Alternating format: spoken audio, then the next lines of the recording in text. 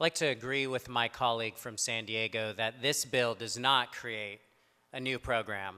In fact, it creates more eligibility for people on a program that doesn't have any money in it already.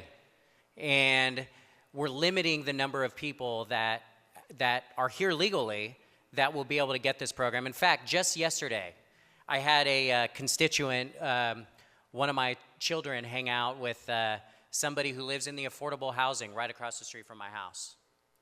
And it's a single mom. She sends me a message about this program, this exact program, and wondering if I had any information on it.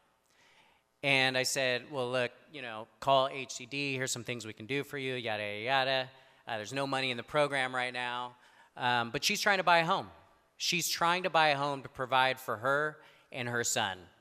And she's unable to do it. And now she's going to have to compete with more people into the program who came here and they don't have the documents to be here legally. And again, like my colleague said, removing the incentives, creating more incentives for people to come here across the border without documents and illegally.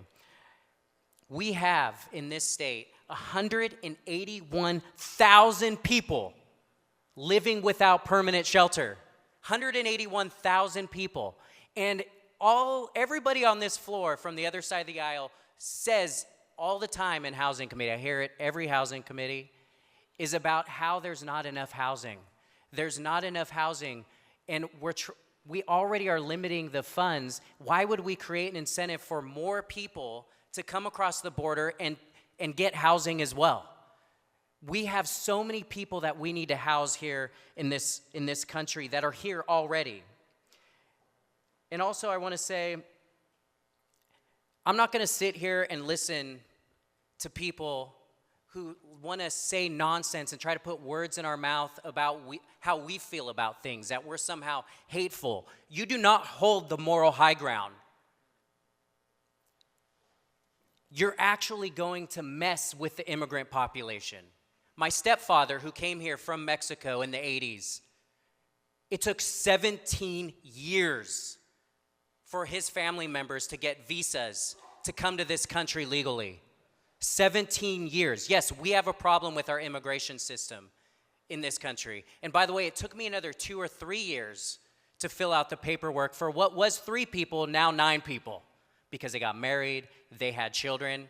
Every time somebody has a path to come here, so every time somebody gets a benefit, they actually get knocked into the back of the line. That's why it takes 17 years.